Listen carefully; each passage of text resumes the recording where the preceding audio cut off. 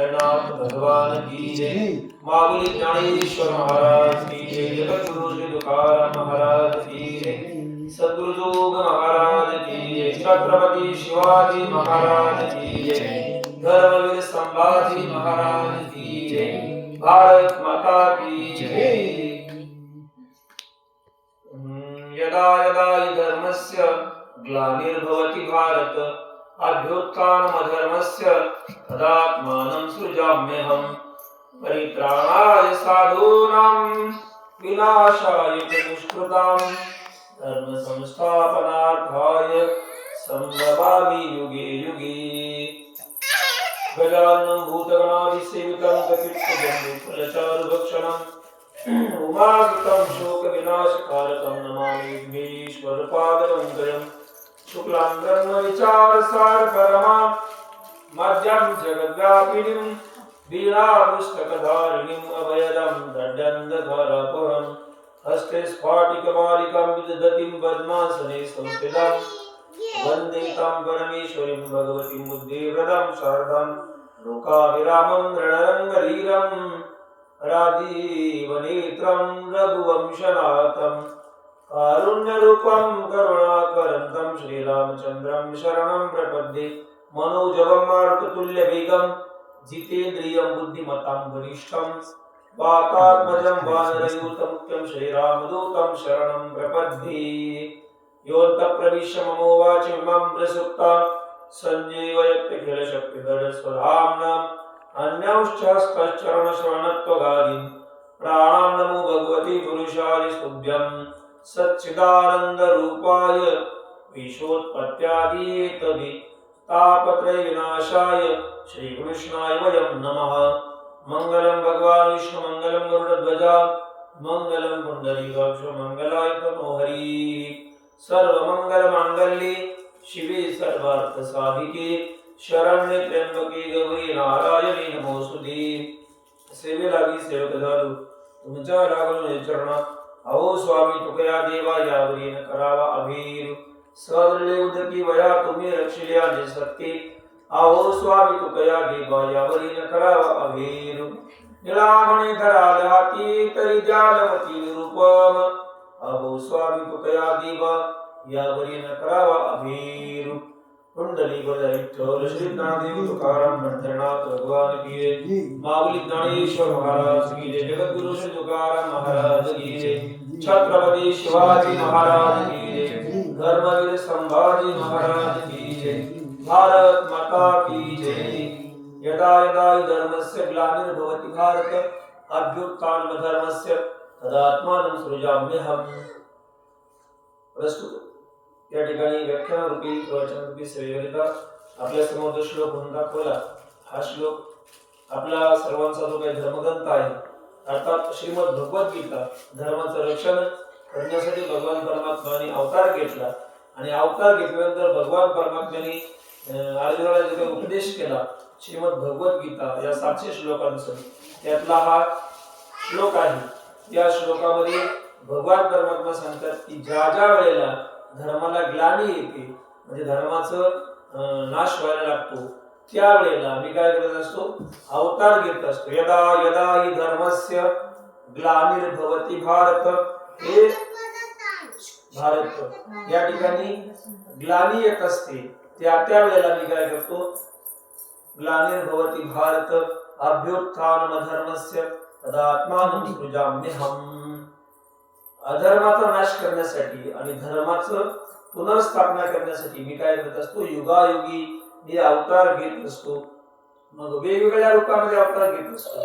कधी साक्षात भगवान परमात्मा अवताराला येतात आणि त्याच्यामध्ये समजा कृष्ण असते भगवान श्रीकृष्ण असतील भगवान प्रभू रामचंद्र असतील आधी करून जे काही भगवान परमात्म्याचे जे काही 10 अवतार मानले किंवा 24 अवतार घ्या त्या अवतारांप्रमाणे भगवान परमात्मा अवतार येतात। तर कधी कधी भगवान परमात्मा एखाद्या शूराच्या रूपानं एखाद्या संतांच्या स्वरूपानं सुद्धा या ठिकाणी जन्माला येत असतात। त्यातलंच आज किम निमित्तस्य ही व्याख्यानमाला किंवा प्रवचन स्वरूप आहे याचा विचार जर आपण करायला गेलो तर भक्तायांना माझं कर्तव्य आहे आज स्वराज्य रक्षक धर्मवीर संभाजी महाराज यांची 369वा जन्मोत्सव सोहळा या ठिकाणी संपन्न होतोय.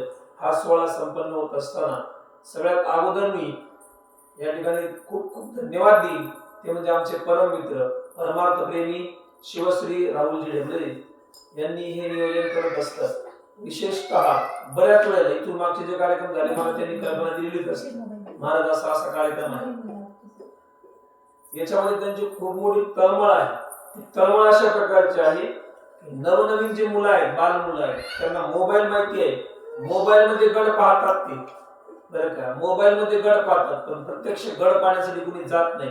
आणि प्रत्यक्ष गड पाहण्यासाठी छाती जी आहे ना ती अशी निगडी छाती असावी लागते. त्यासाठी हातामध्ये धमक असावी लागते, मनगटामध्ये ताकद असावी लागते आणि पायामध्ये जोर असावा लागतो. पायामध्ये जोर कधी येतो? जर तुमच्या मनामध्ये धीर असेल तरच पायामध्ये जोर येतो. आणि पायात जोर कोणाचा येतो? ज्याच्या मनामध्ये धीर असेल. आणि मनातला धीर कोण वाढवतं? तर हे संत महात्मे महापुरुष वाढवत असतात. छत्रपती संभाजी महाराज जे आहेत, समजा आता या महात्म्यांची थोर पुरुषांची आमच्या राहुल भाऊंना काय गरज आहे बाबा एवढा मोठा आकडा करायचा? ते तळमळ ते मशीन कधी बसून रिपेअरिंग करणं याच्या गडबडी आहेत, हे करण्याची काय गरज आहे? पण याचा जर विचार केला, या महापुरुषांची पुण्यतिथी असेल, जन्मोत्सव सोहळा असेल, हा सोहळा आपण साजरा केला नाही तर या महापुरुषांचं काही बिघडत नाही. या महापुरुषांचं काय बिघडणार आहे? ते एक काळ इतिहास रचून गेलेलेच आहे. जोपर्यंत चंद्र सूर्य आहे तोपर्यंत हा इतिहास चालणार असं नाही. ते उलट म्हणल, काय म्हणल की जोपर्यंत या महापुरुषांच्या जन्मतिथी किंवा पुण्य महोत्सव बलिदान मास साजरा होतोय तोचपर्यंत चंद्र आणि सूर्य राहतील. कारण का? त्यांच्या त्याच्यावर तरलेले आहे. देवता ज्या आहेत, सूर्यनारायण देवता आहे, चंद्रमा सुद्धा देवता आहे. या ज्या देवता आहेत ना या तरत असतील. पृथ्वी माता जी आहे ना, पृथ्वी माता तरते कोणाच्या आहे? भरपूर लोकसंख्या वाढली, 135 कोटी 150 कोटी लोक झाली, करोड लोक झाली, म्हणजे पृथ्वी माता तरते का? पृथ्वी माता उलट बुडली जाते भाराने. पृथ्वीला माणसं नकोत नुसते, पृथ्वीवर तरते तर एक म्हणजे दानशील पुरुष, दान करणारा पुरुष, त्यानंतर पतिव्रता, बघा यांच्या पुण्याने तरती दानशील पुरुष असेल, त्यानंतर पतिव्रता असेल आणि संत महात्मा यांच्या माध्यमातून हे काय होतं की पृथ्वी तरते. पुण्यवान महात्म्यांच्या याने पृथ्वी माणसाने तरत नाही, माणसाने बुडते. नुसतेच पापी भरपूर झाले आणि मग नाही का पृथ्वी एकदा म्हणते ना भगवान परमात्म्याचा अवतार व्हायचा होता. पृथ्वीवर दैत्य मातली ती फार झाला सोसवेना भार मजाका ब्रह्मरूपी वत्सरूपी पृथ्वी ब्रह्म्यापाशी जाय नेत्री वाय तोय सांगत असे. ब्रह्मदेवाकडे जाते कोण? पृथ्वी माता. कधी? तिच्यावर भार झाल्यानंतर. पापी लोकांचा भार झाला, पापी जी अभक्त दैत्यले मातले ती फार अशी अभक्त मातली की मग पृथ्वी माता जात असते. मग भगवान परमात्मा काय करत असतात? ज्या ज्या काळानुरूप त्या त्या काळानुरूप संतांच्या रूपानं, शूर पुरुषांच्या रूपानं किंवा स्वतः या ठिकाणी अवताराला येत असतात. तृतरती हे जे महापुरुष असतात ना हे असे सहजपणे येत नाही, सहजपणे येत नाही. हे येण्यासाठी भगवान परमात्म्याला नियोजन करावं लागतं. आता शंभूराजे आहे, संभाजीराजे म्हणजे साक्षात भगवान महादेवांचा अवतारच आहे. बलिष्ठ बलवान, किती बलवान आहे? नुसते बलवानच नाही आहेत, बुद्धिमत्ता वरिष्ठ सुद्धा आहेत. हनुमंतराय जसे बलवान आहेत तसे शंभूराजे सुद्धा तसे बलवान आहेत. त्यांचा तुम्ही विचार केला तर शक्तीचा आणि युक्तीचा संगम आहे त्यांच्या. आपण जर बुद्धिमत्तेचा विचार जर करायला गेलो तर वयाच्या 14व्या वर्षी, बघा कल्पना करण्यासाठी, वयाच्या 14व्या वर्षी बुधभूषण नावाचा ग्रंथ त्यांनी लिहिलेला आहे, संस्कृत ग्रंथ लिहिलेला आहे. म्हणजे कल्पना करण्याच्या पलीकडचे. आपल्या मुलांना 14व्या वर्षी साधा श्लोक बनता येत नाही. आताच आम्ही शिबिर संपन्न केलं, राहुल भाऊ पण आले होते, आम्ही दोघांचा विचार पण झाला. तिथे 30-40 मुलं होती. ते म्हटले आमचं नियोजन आहे, आम्ही दरवर्षी गडावर मुलं नेत असतो. कारण त्या मुलांना छत्रपती शिवाजी राजे नुसते फक्त छत्रपती शिवाजी महाराज की जय असं म्हणण्यापुरतं राहू नये, त्यांना नेमकं छत्रपती शिवाजी राजे आहेत काय हे कळलं पाहिजे. नुसता इतिहास ऐकला म्हणजे छत्रपती महाराजांनी शिवाजी महाराजांनी अफजल खान फाडला हे नुसतं ऐकण्यापुरतं नाहीये. प्रत्यक्ष जर कृती कशी असेल हे प्रत्यक्ष अनुभव जर घ्यायचा असेल तर त्या गडाला भेट देणं गरजेचं आहे. ज्या वेळेला गडावर जातं ना कल्पना सुद्धा करू शकत नाही आपण. एखाद्या गडावर जर आपण गेलं त्या गडावर चढत असताना आपली नुसती आपलं शरीर घेऊन दमछाक होते. शरीर आपलं घेऊन जायचं आपलं वजन, तरी आपली दमछाक होते, असं वाटतं आता जगतं की मरतं. आणि त्या ठिकाणी मावळे त्यांचे तलवारी, भाले हे सगळं साहित्य घेऊन वर गडावं जातं. त्यांचा सगळं म्हणजे कल्पना पण आपण करू शकत नाही, एवढे ते बलवान होते.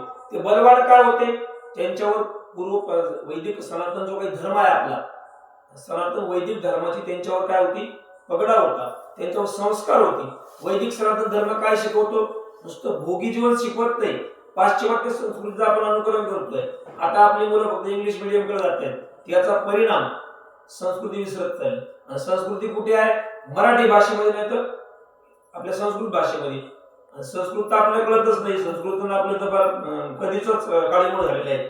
संस्कृत आपला काळीमोड होऊन कितीतरी पिढ्या गेल्या, बरं का, कितीतरी पिढ्या गेल्या. तुमच्या काळामध्ये 7वी 8वीला संस्कृत होती, आता आमच्या काळात ती संस्कृत पाहायला सुद्धा नाही. एखादा श्लोक म्हणायचं म्हणजे तरी लोक म्हणतात काहीतरी वेळच म्हणून राहिली काहीतरी. पण संस्कृत संस्कार जे आहेत ते संस्कृतीशिवाय, संस्कृत भाषेशिवाय मिळत नाही. मग संस्कृत भाषेत ज्ञानोबांनी काय केलं, संस्कृतची काय केली, मराठी भाषेमध्ये, मराठी माझा मराठाची बोलू कौतुके तरी अमृता ते पैजा जिंकी, ऐसी अक्षरे रसिके मिळविन. म्हणजे अशा प्रकारची अक्षर मराठी भाषेमध्ये आणली. आणि आता आपले एवढे हुशार आहेत आपले की ती संस्कृत तर सोडलीच, तिचा काळीमोड तर केलाच, पण त्याबरोबर मराठीचा सुद्धा काळीमोड करायला लागल्या. आता हे जे इंग्लिश मिडियमची मुलं आहेत ना, आमच्याकडे काही काही संस्कार शिबिरामध्ये असतात, यांना बरं का, यांचा प्रॉब्लेम म्हणजे अडचण बघा यांची कशी आहे. यांची सगळ्यात मोठी समस्या आहे धोबिका कुत्ताना घरकाना घाटका. यांची अवस्था कशी आहे, धोबिका कुत्ताना घरकाना घाटका. घरी आलं की मराठी बोलायचं. आई वडील आता आजी आजोबाला कसलं आलं इंग्रजी ठेवण्याचं आले ते, मग त्यांना इंग्रजी बोलता येत नाही. आणि शाळेत गेलं की ते शिक्षक सगळे इंग्लिश, त्यांना नुसतं इंग्लिश इंग्लिश टॉर्चर करतात, त्यांना असं हॅरेसमेंट होते त्यांची. मग घरी आलं का भानगड होते काय, एक आजोबा आपल्या नातवाला घेऊन मंदिराकडे चालले. मंदिराकडे चालल्यानंतर ते पोरग म्हणायचं बाबा कोकोनट, बाबा कोकोनट. आता बाबाला कसलं माहिती, बाबाला फक्त बाऱ्याच वर्षात माहिती, कोकोनट काय माहिती बाबाला काय प्रकार आहे. बाबा म्हणायचं बाबा कशा काय चाललंय तुझं कोकोनट. बाबाने पहिले घेतले होते, देवाला वाढले होते, कोकोनट कोकोनट. आता ते बराच वेळ ते बाबाला कोकोनट म्हणजे काय माहित नाही. आता त्या नारळाला कोकोनट इंग्लिश मध्ये म्हणतात, इंग्लिश मध्ये त्या नारळाला कोकोनट म्हणतात. पण मग आता कोकोनट जरी म्हणत असले फक्त ते इंग्रजी शब्द आहे, तर सरळ त्यांनी म्हणायचे बाबा नारळ घ्या, सरळ सरळ गोष्ट आहे नाही. म्हणजे झाले असं, शिबिरात आलेली मुलं आहेत ना आमच्याकडे, त्यांना जर म्हटलं ना मराठी वाचा, मराठी वाचताच येत नाही, अजिबात सुद्धा नाही. मग तुमचं नाव लिहा, ते लिहिता येत नाही मराठीत, बरं का. म्हणजे 12 खडी चिनींची डायरेक्ट हुकाचुकच झाली. बरं इंग्रजीत लिहायला सांगितलं, इंग्रजीत कुठे लिहिता येते. एक सगळ्यात मोठा अडचण अशी आहे की आपल्याला सहज सहज बोललेलं, समजा आता मी जे बोलतो, हे जे बोलतोय आता, हेच मी जर तुम्हाला समजतंय ना, पटापट लगेच समजतंय का नाही, हे जर इंग्रजीमध्ये बोलतो समजेल का, बोलणार तर हेच बोलतोय ना, हेच बोलतोय, पण हेच जर इंग्रजीत बोललो तर समजेल का नाही. आपली गडबडी चोर राहिली. आपल्याला वाटतं मुलगा ज्ञानी व्हावा, त्याला खूप ज्ञान मिळावं, सगळ्या जगाचं त्याला ज्ञान मिळावं, पण ते कशा भाषेत मिळावं, ते मिळावं पण मग इंग्रजी भाषा शिकवायची. अरे इंग्रजी ज्ञान नाहीच ना, ज्ञानच मराठी भाषेमध्ये आहे. आणि आपली हुकाचूक तिथंच झालेली आहे. संभाजीराजांचा विचार जर केला तर छत्रपती संभाजीराजांच्या जीवनामध्ये इंग्रजी, मराठी, संस्कृत, फारसी भाषा अशा बऱ्याचशा भाषेवर त्यांचा प्रभुत्व होतं, बऱ्याचशा भाषेचं प्रभुत्व होतं. हे होतं कशाने, आपल्या मुलांना आपण हे संस्कारच लावत नाही. आपल्या मुलांना संस्कार लावत असताना पूर्वीचे संस्कार पाहतो. कोणत्याही जगाच्या याच्यामध्ये ज्यांनी ज्यांनी क्रांती केलेली आहे ना, बघा तुम्ही भीष्म पितामह असतील, छत्रपती शिवाजीराजे असतील, शंभूराजे असतील, यांचा जो मेहनतीचा काळ, म्हणजे ज्या स्वरूपाने एखादा कलाकार असेल, गुणीजन असेल, पैलवान असेल, ही जी लोक आहेत ही नावारूपाला जे येतात ना, यांचा काळ तुम्ही कसं जर पाहिला तर 8 वाजता 9 वाजता उठून नाहीये, यांचा काळ ब्रह्ममुहूर्तावर आहे. कधी आहे, ब्रह्ममुहूर्तावर आहे. पहिले पैलवान लोक जे होते, आता आपला हा पैलवानांचा भरपूर मोठा भाग आहे, पैलवान लोक पहाटे कसरत करायची, पहाटे दिवस उगवायच्या आत, सूर्य उगवायच्या आत त्यांची कसरत व्हायची. किंवा ज्ञानीपुरुष जे असतात ना, भीष्म पितामहाच्या जीवनाचा प्रसंग आहे. भीष्म पितामह रात्री 3 वाजता द्रौपदी माता दर्शनासाठी आली. दर्शनासाठी द्रौपदी माता का आली याचा विचार जर आपण करायला गेलो तर एकदा काय झालं, भीष्म पितामहांना दुर्योधन, आता युद्ध चालू आहे, कुरुक्षेत्रावर युद्ध चालू आहे, आणि भीष्म पितामह व्हायचं काय, भीष्म पितामह खूप ताकदीने बाण मारायचे. भीष्म पितामहांनी बाण मारला की अर्जुनाचा रथ काही योजन मागे जायचा, काही अंतर, बरंच अंतर मागे जायचं, ताकदीने बाण मारायचे. अर्जुनाने तिकून बाण मारला की अर्जुनाने बाण मारला तर भीष्म पितामहांचा जो आहे ना रथ जो आहे, भीष्म पितामहांचा रथ अर्जुनाने बाण मारला की काही योजन मागे जायचं, पण भीष्म पितामहांनी बाण मारला की अर्जुनाचा रथ काहीतरी फुटभर मागे सरकायचा, किती सरकायचा, फुटभर मागे सरकायचा. मग त्यावेळेला भगवान परमात्मा कुठे होते, अर्जुनाच्या रथावर बसलेले होते. ज्या वेळेला भीष्म पितामहांनी बाण मारला की अर्जुनाचा रथ फक्त काहीतरी इंच फुटभर मागे सरकायचा, आणि अर्जुनाने बाण मारला की भीष्म पितामहांचा रथ जो आहे तो बराचसा अंतर मागे जायचा. म्हणजे ताकद पाहावी अर्जुनाची कशी होती. मग भगवान परमात्मा काय करायचे, भीष्म पितामहांनी बाण मारला, अर्जुनाने बाण मारला, काही योजन रथ सरकला की गपचीप बसायची, आणि भीष्म पितामहांनी बाण मारला आणि अर्जुनाचा रथ फुटभर जरी सरकला तर म्हणायचे वाह पितामह, वाह पितामह, असं कोण म्हणायचे, देव म्हणायचे. अर्जुन म्हटला अरे हे गाडी चालवते माझी, स्तुती करते त्याची, भानगड काय नेमकी. त्यावेळेला त्याने एकदा भगवंताकडे पाहिलं, म्हणजे देवा काय भानगड आहे नेमकी, कृष्ण तुझं चाललंय काय, माझ्या गाडीवर सारथी आहे आणि वा दुसऱ्या पक्षी त्याची करतो विरोधी पक्षाची, हे असं काय चाललंय तुझं राजकारण, मला काही कळत नाही. अरे मी बाण मारल्यावर त्यांचा रथ काही योजन मागे जाते, मला वा सुद्धा म्हणत नाही, तुम्ही शाबासकी देत नाही, त्यांनी बाण मारल्यावर माझा फक्त फुटभरच रथ सरकतोय, तरी तुम्ही वा भीष्म पितामह, वा पितामह, हे असं काय.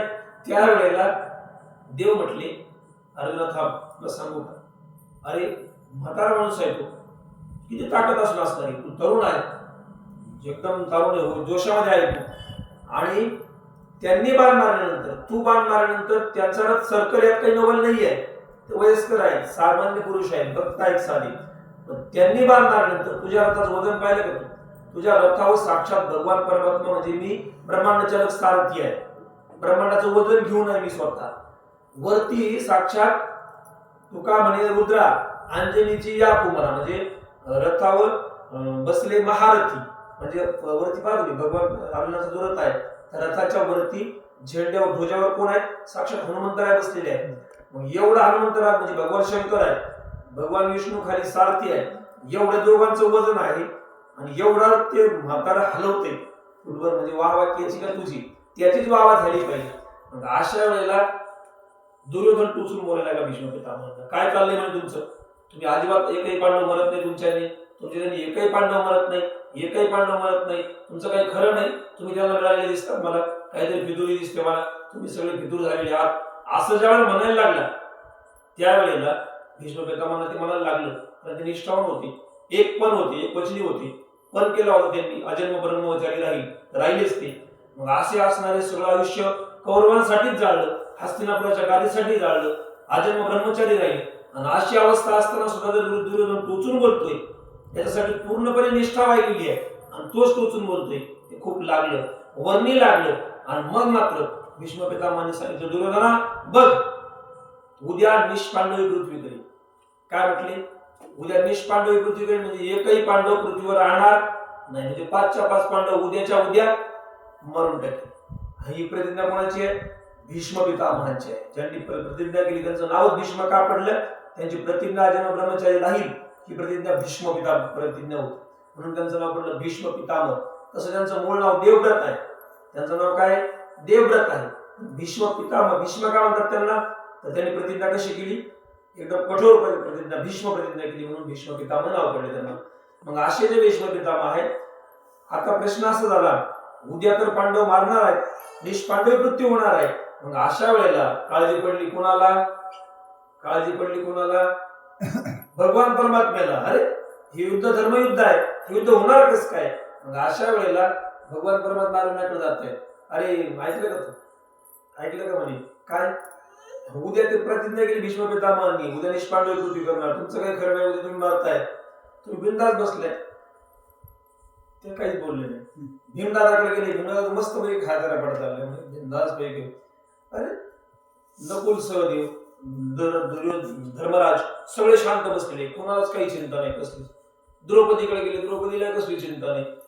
म्हटले अरे तुम्हाला चाललंय काय, उद्या ते निष्पांडव भीष्म पितामह आहेत, ते उद्या ते तुम्हाला संपवतात आणि तुम्ही बिनधास्त बसले. त्यावेळेला अर्जुन म्हणतो, देवा खरं सांगू का, यत्र योगेश्वर कृष्णो यत्र पार्थो धनुर्धरा तत्र श्री विजय भूती ध्रुवानी तिर्मतिर्मम. ज्या ठिकाणी भगवान परमात्मा आहे ना, पहा ते पांडव अखंड वनवासी परित्या देवासी आठवीती परित्या देवासी आठवीती. पहा ते पांडव अखंड वनवासी. अरे पांडव आम्ही अखंड वनवासात आहोत, पण आमचं नित्य परित्या देवासी आठवीती सतत दिनरजनी हाची धंदा गोविंदाचे पवाडी. आमचा विश्वास कोणावर आहे? तुझ्यावर विश्वास आहे. असा भगवान परमात्माच्या पाठीशी असल्यावर आम्हाला घाबरायची भीतीच नाहीये. आता काळजी कोणी कोणला? योग क्षमतांची जाणी जड भारी. सगळा भार कोणी घेतला? भगवंताने घेतला. मागे पुढे उभा राही सांभाळीत आलिया आगत निवारा. आणि मग भगवान परमात्मा म्हटले आता काय करायचं, काहीतरी युक्ती लढावी लागेल. आणि मग भगवंताने काय केलं? द्रौपदीला सांगितलं, द्रौपदी हे बघ तुला तर काळजी आहे का नाही? ती म्हणे देवा मी तरी कशाला काळजी करू, माझे पती काळजी करत नाही, मी का काळजी करावी? माझं वस्त्रहरण झालं. वस्त्रहरणी वस्त्रे कैसी झाली माहुली द्रौपदी पांचाळी सदे माझी आणली. वस्त्रे हरणी वस्त्रे कैसी झाली माहुली. ज्या वेळेला भर सभेमध्ये माझं वस्त्रहरण केलं त्यावेळेला तू वस्त्र होऊ शकतो, स्वतः वस्त्र होऊ शकतो. म्हणजे तुम्हाला माझ्या पतीचं सौभाग्य, मला काळजी करायचं काही कारणच नाही. काळजी पडली भगवंताला, करायचं काय? मग बघा तुम्ही, भगवान परमात्मा म्हटले द्रौपदी उद्या सकाळी पहाटे आपल्याला भीष्माचार्यांचं दर्शन घ्यायला जायचं आहे, तू सावध राह, तू सावध राह. बघा भल्या पहाटे 3 वाजता भगवंत आले. भगवंत आले आणि द्रौपदीला उठवलं, म्हटले चल आपल्या पितामह दर्शन करायला जायचंय. किती वाजता? पहाटे 3चा प्रश्न आहे. ब्रह्ममुहूर्ताचा काळ सांगते मी, 3 ते 5 हा ब्रह्ममुहूर्त असतो. आपल्याला तो मुद्दा घ्यायचा आहे. पहाटेच्या काळात जायचंय. आणि मग अशा वेळेला पाऊस चालू आहे. बघा पाऊस चालू आहे. भगवंताने द्रौपदीला घेतलेला आहे. आणि द्रौपदीला घेतल्यानंतर पुढे चालत चालत चालत ते आले कक्षामध्ये. कोणच्या? भीष्म पितामहांच्या. बघा तुम्ही 3चा वेळ आहे, 3, 3:15, 3, 3:30चा कालावधी आहे. आणि अशा कालावधीमध्ये दरवाजा बाजूला केला जातोय, कापडाचा दरवाजा आहे, कारण रावटे टाकलेले आहेत ना, युद्ध चालू आहे. तर रावटीचा दरवाजा बाजूला केलाय. आणि द्रौपदी माता आतमध्ये जाते. भीष्म पितामह ध्यान लावून बसलेले आहेत.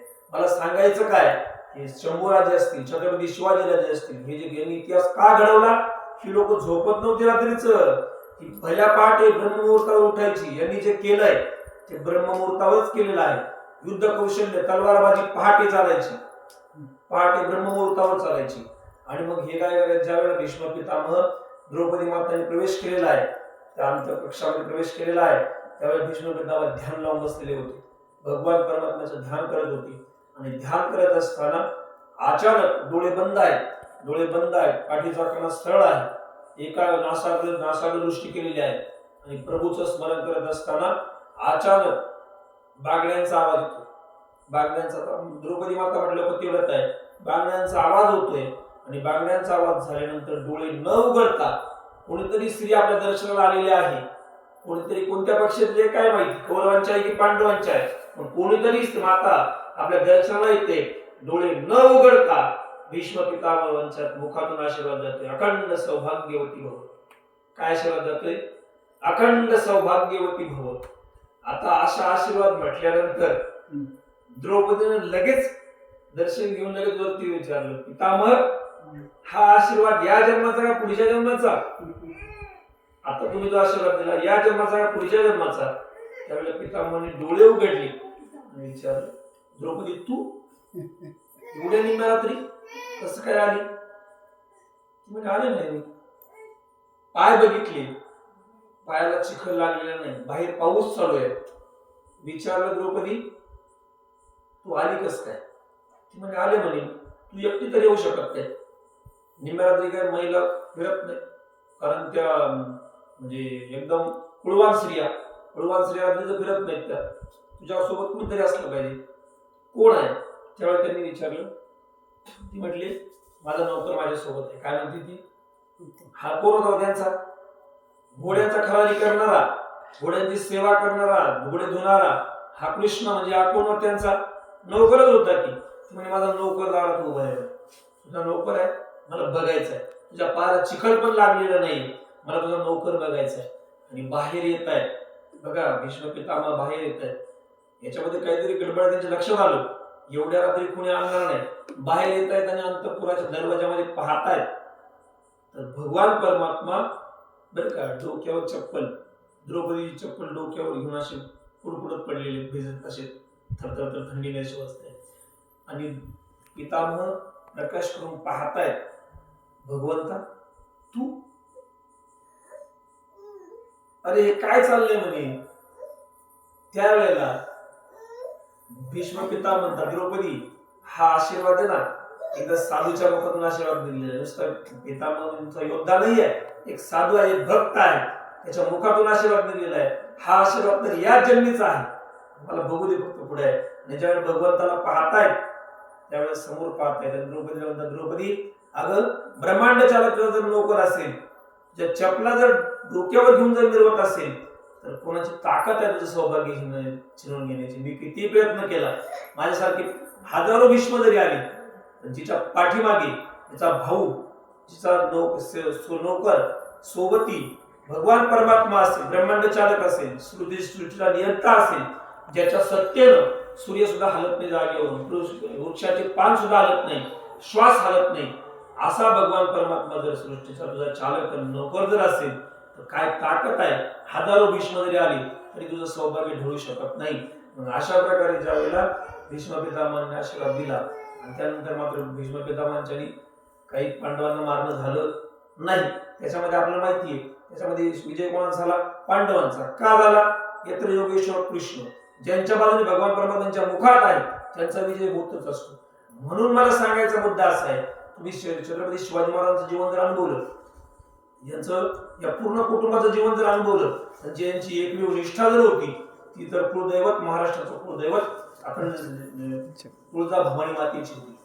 तुम्ही पहा छत्रपतींचं, तुम्ही आता मालिका बघा नाही तर सिरियल बघा, त्यांचं जीवन अनुभवा, त्यांच्या मुखात एक शब्द असायचा कायमस्वरूपी, जगदंब जगदंब जगदंब. हा नुसता मुखात एकदा येत नव्हता, अखंड आतमध्ये ज्योत चालू असायची, सारखी चालू असायची, सतत चालू असायचं त्यांच्या. जरी मुखातून एखाद्या वेळेला येत असेल, आपण कसं मध्ये कधी म्हणतो रामकृष्ण श्री विठ्ठल विठ्ठल, ही ज्योत त्यांची अखंड चालू होती. ज्ञानोबा म्हणतात ना, ज्ञानदेवा मौन जपमाळ अंतरी धरोनी श्रीहरी जपे सदा. मौन धरून भगवान परमात्म्याचं नामस्मरण अंतस्थ चालू होतं. हे जे यशस्वी झालेत ना, याच्या मागे, यांच्या पाठीमागे भगवान परमात्म्याचा खूप मोठा आशीर्वाद, भगवान परमात्म्याची खूप मोठी कृपा या छत्रपती शंभूराजांवर होती. आणि म्हणून यांनी इतिहास घडू शकले. तुम्हाला माहिती का, कोणतीही क्रांती करण्यासाठी देहावर उदास व्हावं लागतं. भक्त असतात ना, देहावर उदास असतात. भक्त ऐसे जाना जे देही उदास, गेले आशा पाश निवारोनी, विषय तो त्यांचा झाला नारायण, नाबडे जनधन माता पिता. म्हणजे बघा, यांचा विषय एक झालेला असतो. शंभूराजे देवा उदास नव्हते का, शंभूराजे देवावर उदास नव्हते का, तुम्ही कल्पना पण नाही करू शकत. त्यांचा अंतस्थ काळ जर तुम्ही पाहिला, अंतकाळ जर पाहिला तर कल्पना पण नाही करू शकत. काय 40 दिवस मृत्यूशी झुंज देणारा एकमेव असा योद्धा आहे. देहा उदास म्हणजे काटा टोचला, आपल्याला काटा जरी टोचला तरी आयो बाबा करतो आपण, आणि लगेच वेदना सुरू होतात आपल्याला. त्यांच्या वेदना आपण सगळ्यांनी पाहिलेल्या आहेत, अनुभवलेल्या आहेत. आपण चित्रपटात तरी पाहिलेल्या आहेत, नाही समोर पण चित्रपटात पाहिलेल्या आहेत. एवढ्या वेदना आहेत तरी पण माणूस ढळत नाही. याचा अर्थ काय माहिती का, देहावरच नाही, भगवान परमात्म्याच्या स्वरूपाशी एकरूप झालेले आहे. तेच सहन करू शकतात. जे देहावर राहत नाहीत का, तेच सहन करू शकतात ही गोष्ट. म्हणून भक्त जैसे रामा जे देही उदास, तसे शूरवीर सुद्धा असतात ना. म्हणून तर म्हटलेलं आहे, जननी जने सो पुत्र जने, जननी जने सो पुत्र जने, भक्त दाता या शूर, नाही तो जननी वांजळी बनी, क्यू गवाई ढोल. असं म्हटलेलं आहे. मातेनं जन्म द्यावा तर एक तर भक्ताला तरी द्यावा. हनुमंतरायांसारखा भक्त व्हावा, अंजनीच्या पोटी झाली, एक तर हनुमंतरायांसारखा भक्त तरी व्हावा. नाही तर छत्रपती शिवाजी महाराज, छत्रपती शंभूराजे त्यांच्या मातेच्या पोटी जन्माला आले, असा एक शूरवीर तरी व्हावा. नाही तर दाता, कर्णासारखा दाता तरी व्हावा. नाहीतर त्या जननीला जन्माला पुत्र येऊन, बरं का, म्हणजे जे दोहावले ते कसं म्हणतात बघा, त्या पोटी जन्माला येऊन क्यू गवाई नूर, म्हणजे मातेचा तो अपमान आहे. एकतर दाता तरी व्हावा, भक्त तरी व्हावा, नाही तर शूरवीर तरी व्हावा, नाही तर मग तिचा तो अपमान आहे. म्हणून मग असे शूरवीर जन्माला जरी यायचे असतील तर मातेची सगळ्यात मोठी जबाबदारी. मातेची काय जबाबदारी आहे? छत्रपती शिवराय, छत्रपती शंभूराजे जिजाऊ मासाहेबांची परंपरा कशी होती बघा. आपल्या सुनांना किंवा आपल्या स्वतःला आचरण असताना छत्रपती ज्यावेळेला पोटात होते, गर्भाधान संस्कार झाले असताना, शंभूराजे पोटात असताना त्या मातेने काय केलेले? रामायण, महाभारत, ज्ञानेश्वरी ह्या ग्रंथांची पारायण त्या काळात केलेली आहे. महाभारत असे मोठे मोठे ग्रंथ वाचलेले आहेत, भागवत ग्रंथ वाचलेले आहेत.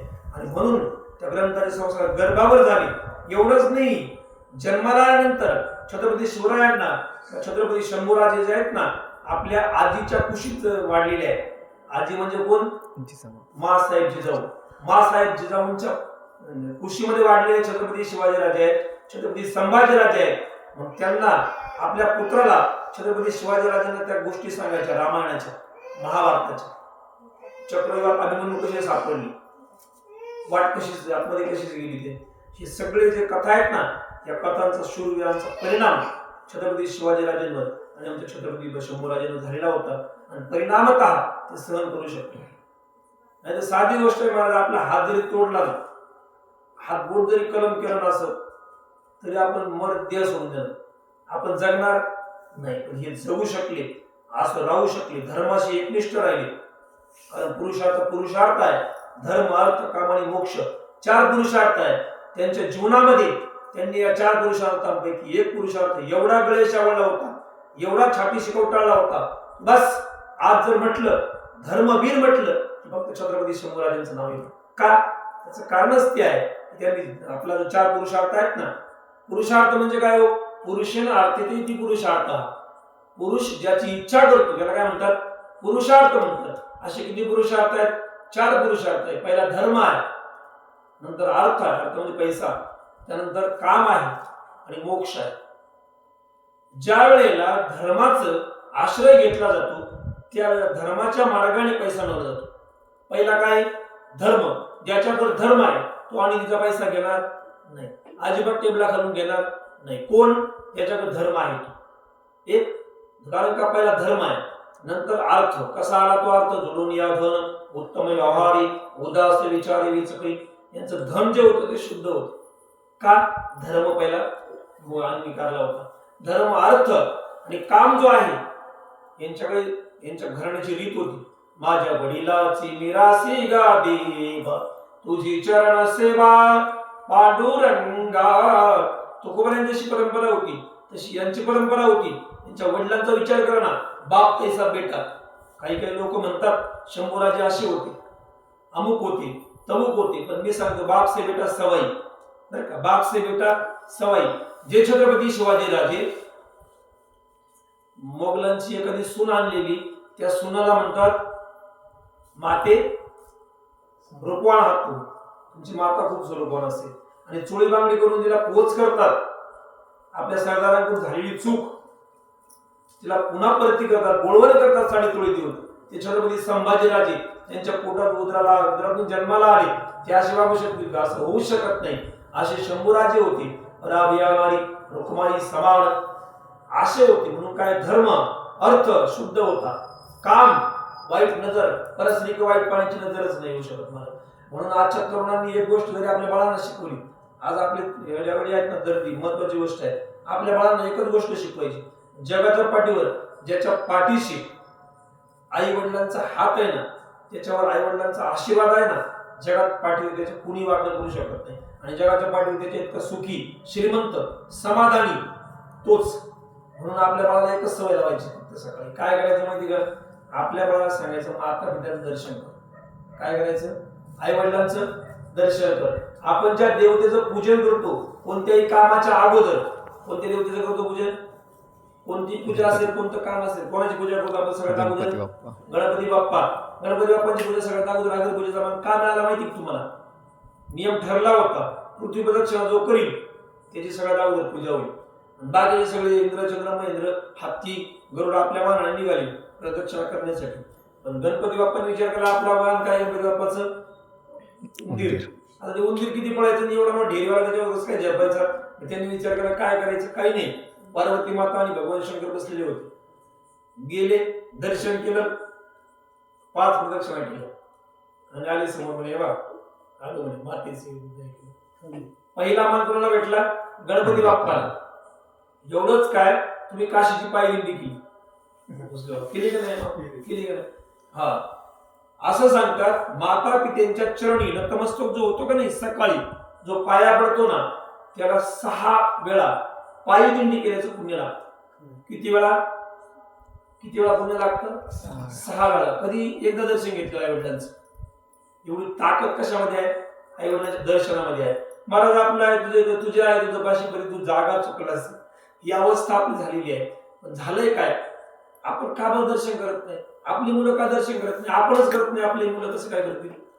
माझ्या जीवनात मी अनुभव घेतला. मला सवय नव्हती पहिली, पण चांगला बारीक विचार केला. जीवनात मध्ये सार सर्वस्व कशामध्ये आहे याची कल्पना करत असताना मी विचार केला, अरे आपलं तीर्थ सगळं घरीच आहे. सगळं तीर्थाचे धुरे जे का माता पितरे ते सेवेसी किरशरे लोण कीजे, त्यांच्या चरणी नतमस्तक म्हणा. हा प्रयत्न मी केला. मला असं वाटायचं की दुसऱ्याला सांगायचं, मी पहिलं आईवडिलांना दर्शन करावं, शिबिरात सांगायचो, असं मला बरेच दिवसापूर्वीच्या विषया सांगायचो, मला आईवडिलांना दर्शन करावं. मी विचार केला, आपण त्यांना सांगते, आपण करतो का? मी सुरुवात केली बघा. त्यानंतर मी सुरुवात केली, मला असा अनुभव आला की आमच्या मुलांना सांगावंच लागलं नाही का तुम्ही काय करा, आमचं दर्शन करा.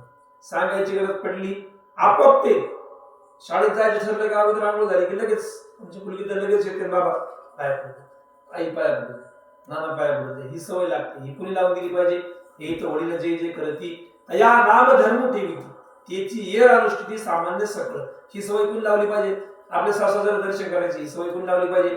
सुनेन लावली पाहिजे. मग तिचे बाळ आपोआपच घेतात. किती सामान्य गोष्ट आहे महाराज, एवढी साधी गोष्ट आहे. आईवडिलांचं दर्शन ही एवढी साधी गोष्ट आहे, जगाच्या पाठीवर जगाचं साम्राज्य म्हणून देण्याची ताकद त्याच्यामध्ये ताकद आहे बरं का. एवढी साधी गोष्ट आहे. सुरुवातीला अगोदर ते असं लाज काज वाटतं, कसं काय असं वाटतं. पण एक दिवस असा येतो ना, सवयच लागते. सवय लागते म्हणजे दर्शन जर नाही केलं ना, एका दिवशी चुकून मला दर्शन करायला करमतच नाही, चैन नाही पडत. तशी नाही दर्शन कधी केलं की आपल्या अंगी पडलं पाहिजे. आपल्या मुलांनी आपलं दर्शन करावं, आपल्याशी प्रेमानं बोलावं असं वाटत असेल ना, आपण पहिलं काय केलं पाहिजे? त्यांच्याशी प्रेमानं बोललं पाहिजे आणि आपल्या आईवडिलांशी दर्शन घेतलं पाहिजे. छत्रपती शंभूराजांनी तेच केलेलं आहे. त्यांनी तेच केलेलं आहे. छत्रपती शिवाजीराजांनी पण तेच केलेलं आहे. साहेबांच्या आज्ञेपुढे कधी राजे गेले नाही, आबासाहेबांच्या आज्ञेच्या पुढे कधी गेले नाही. म्हणून ही परंपरा आज आपल्याकडे कीर्तन भजन चालू आहे ना, यांचे उपकार आहे. हे जर नसते तर आपण प्रवचन करू शकलो नसतो, त्यांची जयंती जन्मोत्सव साजरा करू शकलो नसतो. ही त्यांची कृपा आहे, म्हणून तर आपण हे साजरे करू शकतो. त्यांचं काही बिघडत नाही. मी सुरुवातीला बोलून गेलो, अशा पुरुषांच्या राहुल दादा समजा की त्यांचं जन्मोत्सव साजरा करतात, त्यांची तळमळ आहे. लहान मुलांना गड पाहायला घेऊन जावं. आता काल ते मुलांना घेऊन गेले होते बरं ते शहागडला पाहण्यासाठी. म्हणजे हे किल्ले पाहिल्यानंतर मुलामध्ये एक प्रेरणा तयार होते. काही काय म्हणले माहिती का, मी सहज कल्पना केली. मला काय म्हणले, हा एवढ्या उन्हात पोरं कसं काय जळतील? अरे कसं काय जळतील म्हणजे काय, की काय असं काय विशेष काही नाही, गेल्याशिवाय कसं कळते. पण मग त्या ठिकाणी गड पाहिले छत्रपती शिवाजीराजे करतात, छत्रपती संभाजीराजे करतात. मग ते कळून घेतले. ते जर कळून घेतले तर आपलं जीवन काहीतरी होऊ शकतं. नाहीतर आपल्या जीवनामध्ये काय मग आलं खायला मोबाईलमध्ये, फक्त मोबाईलमध्ये व्यस्त आहे. त्या गडाच्या निमित्तानं तरी प्रत्यक्ष गड पाहून, आता मोबाईलमध्ये किती गड पाहिला, एक तासभर जरी पाहिला तर काय फायदा होईल त्याचा? काय फायदा होईल? त्याच्यामध्ये एक फायदा होईल, हे हाताला असं धरून त्याचा सेन्स जाईल हाताला. आता गरम उष्णता बघा किती आहे, टेम्परेचर किती आहे, 40 पार केली आपल्या साखरच्या टेम्परेचरने. या तापमानाने केली, हाताला धरून चटका बसून ते मोबाईल गरम होणार. त्या हाताचा सेन्स जातो, जळतात हात. चटका बसला हाताचा सेन्स जातो का नाही? मग हाताला जर मोबाईल धरला तर जातो सेन्स जाणारच. डोळे आहेत ना, डोळे असे त्या कलर बघून सगळ्यांना कलर ब्लाइंडनेस म्हणतात त्याला. म्हणजे काय, रंगाचा आंधळेपणा प्रत्येकाला येणार, दिसणार नाही. या बारीक बाळांना लगेच चेस नाही. आणि मन का बसून मन का पॅटर्न झालं. आणि याचा मन का गेला ना, तो माणूस जगामध्ये काहीच कामाचा राहत नाही, काहीच कामाचा नाही. पाठीचा कणा जोपर्यंत सरळ आहे ना, तोपर्यंत माणूस काहीतरी करू शकतो, नाही तर काहीच करू शकत नाही. आणि बाळांचे कणे जर मोबाईल पाहता असे जर गेले काय भविष्यात काहीच नाही. त्यामुळं या ठिकाणी ही झालेली जी सेवा आहे छत्रपती शंभूराजांच्या चरणी समर्पित करतोय. राहुदाला पुन्हा पुन्हा साष्टांग दंडवत करतो मी. का? तुमचा हा जो कठोर परिश्रम आहे ना महाराज, ही गोष्ट सोप्या नाही. तो एक सप्ताह गावकीला करायचा अख्खा, एक सप्ताह पूर्ण गावकी करते तरी कार्यकर्त्यांच्या नाकी न येतात. तरी कार्यकर्त्यांच्या नाकी न येतात. अख्खी गावकी असते त्यामध्ये तरी नाकी न येतात. पण हे एकटाच माणूस तडपडतोय सारखा. का? तळमळ आहे. आणि ध्येय वेड, ज्या माणसाला आपण वेड म्हणतो का तीच क्रांती करू शकतात. ही माणसं वेडी होती छत्रपती शिवाजीराजे असते. तू कोबर आहे, अहो वेडे तू का वेडा विचारी करी बडबड फार. तुकोबरायांना अख्खं देऊगाव अख्खा परिसर काय म्हणायचा, तुका वेडा विचारी बडबड करी बडबड फार. हे तुकाराम हा वेडावला अशी म्हणायचे लोक त्या काळामध्ये. याचं काय खरं आहे? येडा म्हणायचे. बे एक बे बरं का, बेदुने 4 म्हणतो का नाही आपण, ते बे एक बेदुने 1 म्हणायचे. बेदुने 1 म्हणायचे, येडावर म्हणायचे. तुका वेडा विचारी प्रमाणे तुकोबरायांचे प्रमाण स्वतः. तुका वेडा विचारी करी बडबड फार. वेडावला म्हणे. अरे पण जे तुकोबराय वेडावले म्हणले की नाही, तेच आज कोण झाले? जगाचे जगद्गुरु झाले. आज आपण त्यांच्या याच्यावर काय काय चाललंय तुकोबरायांच्या याच्यावर सगळं जगद्गुरु म्हटले. जगद्गुरु पदवी कोण घेऊ शकतो? जो वेडा होऊ शकतो तोच. जगावादी राज्य तोच करू शकतो बरं का. जगावादी राज्य तोच करू शकतो जो स्वप्न पाहत होतो. आणि स्वप्न कोण पाहतो? ज्याच्या मनामध्ये धीर असतो, ताकद असते, तोच पाहू शकतो. येवलेसे रोप लाभिले द्वारी. ज्ञानोबांनी जर त्या काळामध्ये धीर खचला असता आणि म्हणले असते कशाला ज्ञानाची लिहायची, या लोकांनी आमच्यावर चिखलपेट केली, आम्हाला भाकर खाऊन दिली नाही साली, आम्हाला एक दिवस मांड खावं वाटलं तरी आमच्या ताईचं मांड घेऊ आणि ते खापर हिसकावून घेतलं, चुडून टाकलं, त्याची माती केली, माती मोल केलं, आमची मधुकरीमध्ये माती कालवली. माती कालवणाऱ्यांच्या कशाला ज्ञानोबांची ज्ञानेश्वरी त्यांना द्यायची. तरी सुद्धा त्या ज्ञानोबांनी मनाशी संकल्प केला, म्हणायला लागले काय, अवघाती संसार सुखाचा करील आनंदे भरीन तिन्ही लोक. नुसतं आमचं आळंदी गाव नाही करणार, तालुका नाही करणार, जिल्हा नाही, महाराष्ट्र नाही, दुसरा भारत देश नाही, अवघाती संसार सुखाचा करीन आनंदे भरीन तिन्ही लोक. अवघा संसार म्हणजे सगळे भुवन लोक, सगळे सुखी करणी प्रतिज्ञा कोणी केली? ज्ञानोबांनी केली. कोणी ज्यांना चिखल अंगावर फेकला, अन्नात चिखल काढलं, त्यांनी प्रतिज्ञा काय केली? बरं केली, मग सुखी करून केली, प्रतिज्ञा केली, मग सोडून दिली का? जग सुखी केलं. काय केलं? प्रतिज्ञा जी केली ना ती करून दाखवली, सिद्धीला नेली. तुम्हाला कसं काय कुठे असं येणे वरी ज्ञानदेव सुखिया झाला, ज्ञानोबा सुखी झाले. मग काहीच नाही बाकीचं. ज्ञानोबा करू शकतात ना, आपण करू शकतो. 14 वर्षी छत्रपती संभाजीराजे बुधभूषण देऊ शकतात ना, आपण वाचू तर शकतो का नाही? क्रांती जर केली ना, फक्त लक्षात ठेवायचं जीवनामध्ये 3 ते 5 हा कालावधी प्रत्येकाने लक्षात ठेवायचा. पहाटे 3 ते 5 हा कालावधी ज्याला 7 काळा त्यांनी साधला. या काळामध्ये तुम्ही 10 मिनिटं फक्त बसा, विठ्ठल विठ्ठल विठ्ठल किंवा रामकृष्ण 10 मिनिटं बसून बघा. अनुभव खूप मोठा अनुभव येतो. 10 मिनिटं बसून बघायचं. पण त्यावेळेस फक्त 3 ते 5 शांत असतो, एकदम ब्रह्ममुहूर्ताचा कालावधी सांगितले. तेवढा काळ त्याने साधला. अशा प्रकारे पुन्हा एकदा धर्मरक्षक धर्मवीर संभाजीराजांच्या चरणी नतमस्तक होतो, साष्टांग दंडवत करतो. आमच्या राहुल भाऊंना पण खूप खूप शुभेच्छा देतो. हे जे कार्य आहे हे कार्य असंच वृद्धिंगत हो. आणि नक्कीच येवलेसे रोप लाभिले द्वारी ती असा वेलू गगनावे गेला गगनावे, नक्कीच तुमच्या कार्याला एक दिवस उत्तुंगमय भरायला येणार आहे. आणि लक्षात ठेवा, भविष्यातला काळ ना लोक म्हणतात खूप खराब काळ येणार आहे, पण मी तर सांगतो वारकरी संप्रदाय हा विश्व संप्रदाय होणार आहे. वारकरी संप्रदाय हा विश्व संप्रदाय होणार आहे. मी नाही म्हणत हे, प्रज्ञाचक्षु संत गुलाबराव महाराजांनी लिहून ठेवले. ज्या माणसाचे डोळे गेले 6व्या महिन्यामध्ये, डोळे गेले रोगाने, त्या प्रज्ञाचक्षु गुलाबराव महाराजांनी ज्ञानेश्वरी म्हणाले त्यांनी 350 ग्रंथ लिहिले. कधी? डोळे गेल्यानंतर 350 ग्रंथ लिहिले त्यांनी. एका पुस्तकामध्ये लिहिलंय वारकरी संप्रदाय विश्व संप्रदाय होणार. कारण का? याच्यामध्ये भेद नाहीये. हे लोक भेद घालून राहिले, ज्यांची बुद्धी अपुरी ना ते भेद घालून राहिले. ह्यो या मताचा, तो त्या मताचा, ह्यो या पक्षाचा, तो त्या पक्षाचा, संप्रदाय या पक्षाचा. संप्रदायाला कोणत्याच पक्षाचं घेणं देणं नाही. पंढरगीश पांडुरंग परमात्मांचा देव, ज्ञानोबा तुकोबा आमचे संत, आणि जे यात सहभागी होतील ते सगळे आमचे पंथ सगळे, एक जात भेद नाही, कोणताच नाही. अशा प्रकारे हा संप्रदाय विश्व संप्रदाय होणार आहे. तुम्ही जे करताय खूप मोठं शूरवीरांचं कार्य आहे. तुमच्या कार्याला खूप खूप शुभेच्छा देतो. कारण असं आहे, हे कार्य करताना खूप त्रास आहे मला. ज्या गोष्टी एवढ्या सोप्याच नाहीत त्या. हे शिबिर करताना नवाब महाराजांनी आता शिबिर संपवलं तिथलं, त्यांना माहिती काय त्रास झाला, काय त्रास होतो. असे खूप शिबिर केलेले आहेत. मी तर आता यापासून बाजूला झालेले. परत मी विचार केलाय मनामध्ये विचार केला, अरे 2-3 लेकर मला आपले घरचे सांभाळतोय, आपण आपला उद्धार आपण करणारच आहे. आपला उद्धार करायला साधू म्हणतात. आपला स्वतःचा उद्धार स्वार्थ साधतो, त्याला काय म्हणतात, साधतो तो साधू, साधतो तो साधू त्याला म्हणतात. पण त्याचा पुण्यतिथी सोहळा होत नाही, त्याचा उत्सव होत नाही. उत्सव कोणचा होतो, आपलं हित साधतो, आपला उद्धार करतो, आणि आपला उद्धार झाल्यानंतर जगाच्या कल्याणात संतांच्या विभूती, मग परत मालिगिरी बाबांसारखं परत फेरफटका सुरू लोकांच्या कल्याणासाठी. मग लोकांनी दगडगोटे जरी हाणले तरी त्याचा उद्धार झाला पाहिजे. या तळमळीने जो फिरतो का नाही, मग तो संत होता. त्यांची पुण्यतिथी सोहळा होतो. यांनी स्वतः मरून घेतले, गाळून घेतलेले, स्वतः यातनं सहन केले, म्हणून यांचा आज हा जन्मोत्सव राहुल सारखे म्हणून होतोय. त्या ठिकाणी राहुल खूप शुभेच्छा, धन्यवाद देतो. या ठिकाणी झालेली सेवा शंभूराजांच्या चरणी, छत्रपती शिवाजीराजांच्या चरणी, हनुमंतराजांच्या चरणी समर्पित करतो. आणि याच ठिकाणी या व्याख्यानमालेला मला समर्पित करतो.